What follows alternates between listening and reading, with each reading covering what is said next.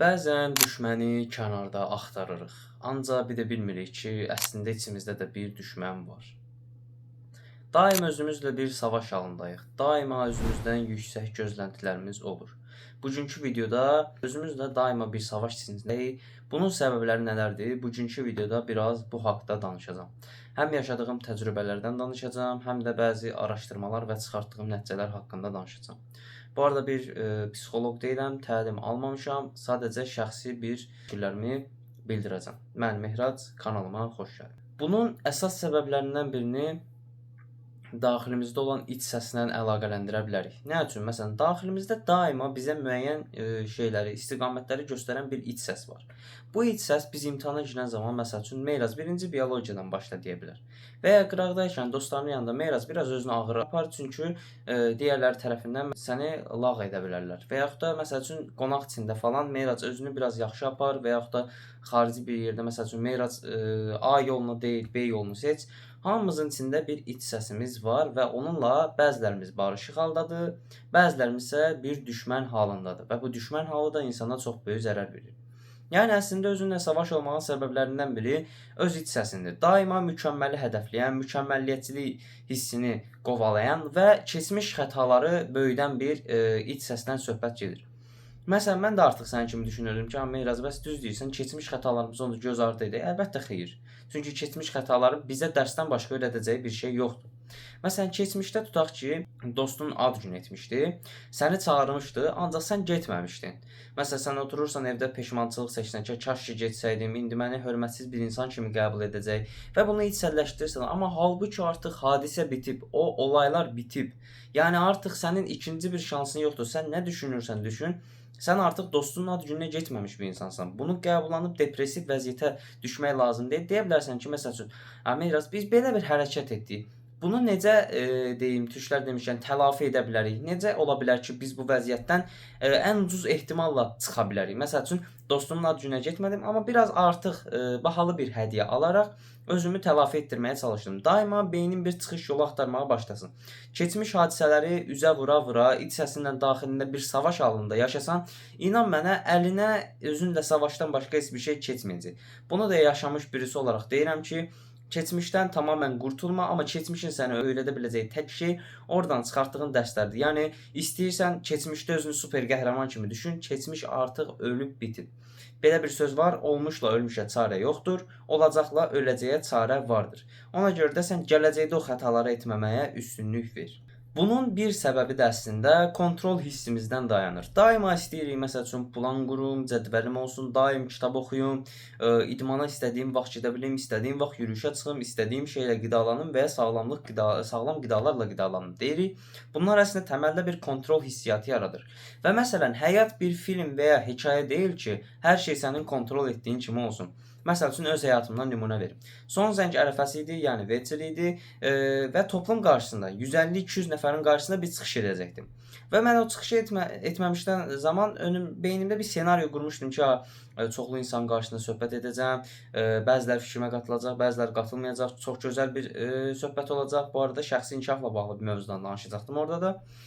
Və inanın ki, hadisələr heç istədiyim kimi olmadı. Mən çıxış etdim, arxada dostlarım dava edirdilər, direktor da oradaydı.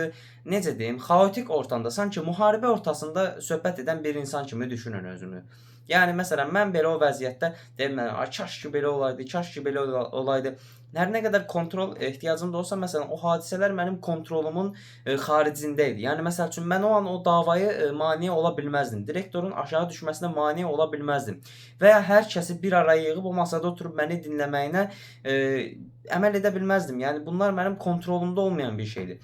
Və əziz dostum, əziz izləyicim, kontrolunda olmayan şeylərə görə özünü günahlandırma çox itki edirsən. Məsələn, kontrolunda olan şeylərə görə özünə biraz dərs çıxara bilərsən ki, məsəl üçün, məsələn, öncədən bunu təxmin edə bilərdim ki, məsəl üçün, məsələn, konfransı verən zaman, bu mövzu haqqında danışan zaman biraz daha dolğun danışa bilərdim və ya 5-10 dəqiqə gecikdirə bilərdim ki, ortam sakitləşsin, daha sonra danışa bilərdim və ya dostumun ad günü məsələ çəkdik bayaq. Məsəl üçün, öncədən bir səbəb yaza bilərdim ki, xəstəyəm və ya valideynlərimdən biri ilə harasa getmişəm və ya o səbəblərdən yaza bilərdim və ya da yaza bilərdim, məsələn, halım yoxdur, nəsə özümü pis edirəm kimi. Yəni, gələcəkdə bu tür situasiyalarda yaşana biləcək hadisələr qarşı əlində hazır güllələrin olacaq və sən o zaman gəldikdə bundan rahat şəkildə istifadə edə biləcəksən. Bu haqda söhbət etdik. Keçmişə takılıb qalmaq deyə bilərik. Məsələn, bəzən keçmişdəki olaylara o qədər baş yoruruq ki, ən sonda baxırıq ki, gələcəyimiz də əldən gedib. Yəni, məsələn, keçmişdə məsəl üçün son zəngim pis keçdi. 11-ci sinifin əvvəlində az oxumadım. İmtahana belə hazırlaşsaydım, elə hazırlaşsaydım. Bunlar həqiqətən də çox gözəl bir şeydir ki, məsələn, ən azından günahı xarici amillərdə, müəllimlərdə axtarmırsan, özündə axtarsan. Ancaq günahları özündə axtararaq dostum, bir yerə gəlib çıxa bilməyəcəksən. İnan mənə, mən də elədim, 9 ay, 12 ay özümü günahlandırdım. Ortada heç bir şey yox idi. Sadəcə müsbət senaryoda sanki həmin səhvə görə özünü deyil, dostunu izlə. Məsələn, dostun bir səhv hərəkət etsə, ona belə deyərdin, sən çox pis insansan, sən niyə belə edirsən, sənin kimi bədbəxt bir insan görməmişəm. Deməzsən, gedərsən ona qucaqlayarsan, məsələn, kürəyinə bir-iki dənə vurarsan, deyərsən ki, eybi yoxdur, bunu da atlatarıq, bundan da keçərik, sənə gəl dəstək olun, duyğusal olaraq dəstək olun. Məsələn, ətrafdakı insanlara qarşı belə, amma özümüzə qarşı bir düşmənçilik ab-havası var. Əgər içinlə barışa bilsən, həqiqətən də həyatda səndən xoşbəxt bir insan tanımaram yəni.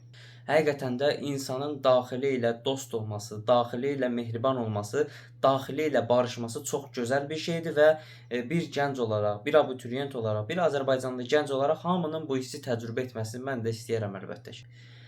Bəzən özümüzlə olan müharibələrimizi duyğusal boşluq və stresslə də əlaqəli ola bilər. Yəni, bu il anlayıram, zaten 11-ci sinif idi. 11-ci sinif dedikdə zaten stresli bir dönəmə girirsən. İlk aylarda çox da fərqində olmasa, artıq yanvar ayından başlayaraq hadisələrin fərqinə varırsan. Xüsusən də ikinci cəhdə hazırlaşıb o yayın isti günündə hazırlıqlara gedən abituriyentləri düşünə bilmirəm. Bəzən, məsələn, duyğusal boşluqlar da özümüzü günahlandırmamıza səbəb ola bilər. Məsələn, sevgilindən ayrıldıqdan sonra bəzən özünü günahlandıra bilərsən ki, kaş ki, məsələn, orada bu sözü desəydim, orada bu hərəkət etsəydim, zamanında buna belə sərhədlər qoysaydım və zamanında münasibətimizi çox boş buraxmasaydım və ya dostumla aranda olan bir münaqişə zamanı kaş ki, dostuma o sözü deməsəydim, xətrinə dəyməsəydim, ona bir şey etməsəydim, bu səndə duyğusal boşluq yaradır və duyğusal boşluğu peşmançılıq və mənfi hisslərlə doldurmağa çalışırsan. Bu duyğusal boşluğu həmin etdiyin hadisəni analiz edərək, yəni necə deyim, özünü günahlandırmadan analiz etməyini istəyirəm. Məsəl üçün, bayaq nümunə verdim. Məsələn, sevgilindən ayrıldığın situasiyada deyə bilərsən ki, məsəl üçün, məsələn, qarşı tərəfin müəyyən xüsusiyyətləri var idi ki, xüsusiyyətlər məndə yox idi. Və yaxud da məsələn, məndə bir mənfi xüsusiyyət var idi ki, bunlar toqquşurdular. Və ya dostumla olan münasibətdə dostum mənə vaxtiykən bu hərəkət etdiyinə görə mən ona bu sözü dedim. Əgər zamanında o hərəkət etməsəydi, mən ona o sözü deməyəcəkdim. Düzdür, mən də ağır bir söz işlətdim, amma məsəl üçün etməsəydim daha yaxşı olardı. Və çıxış yolu axtarıb həmin o problemin, həmin o situasiyanın həllini tapa biləcəyinə inanıram. Bəli, bu gün özünlə daima müharibə etmənin, özünlə çatışmanın səbəbləri haqqında danışdıq və əziz dostum, buradan çıxarılacaq ən dəyərli dərs bu olardı.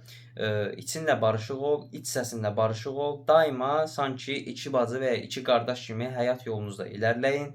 Çünki iç səsin səni demək olar ki, ən yaxşı ehtimalla 80-90 il boyunca təqib edəcək və o iç səsin 80-90 il boyunca səninlə savaşmasına yox, səninlə birgə, səninlə dost olmasına icazə verməlisən.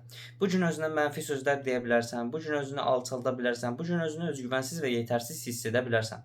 Amma bu hər zaman həyatın belə olacağı, mənim özgüvənsiz olacağım belə deyil. Bəzən insan potensialını görməkdə çətinlik çəkir və ətrafında sənə potensialını göstərəcək dostlara da ehtiyacın olur. Və çalış ki, ətrafında sənin potensialını göstərəcək dostlara sahib ol. Bəzən otur və özünü təklikdə sırf müsbət xüsusiyyətlərin üzərinə analiz et. Bunun da sənə çox faydaları dəyəcək. Və son bir cümlə olaraq Meyraz nə deyərdin? Özünlə barışıq ol. Başqa da bir şey demək istəməzdin. Bugünkü videomuz buraya qədər idi. Əminəm ki, sən də zaman-zaman içsel çatışmalar yaşamısan və ümidvaram ki, bu videoda onun biraz da olsa həllini tapa bildik. Heç deyilsə o 100 düyümlü şeydən bir düyümünü asa bildiysə, bunun özü də böyük bir zəfərdir həqiqətən də.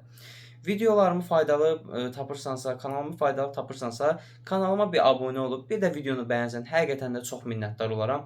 Mənə dəstək etmiş, məni motive etmiş olarsan. İzlədiyin üçün bir daha təşəkkür edirəm. Sağ ol. Salamat qal.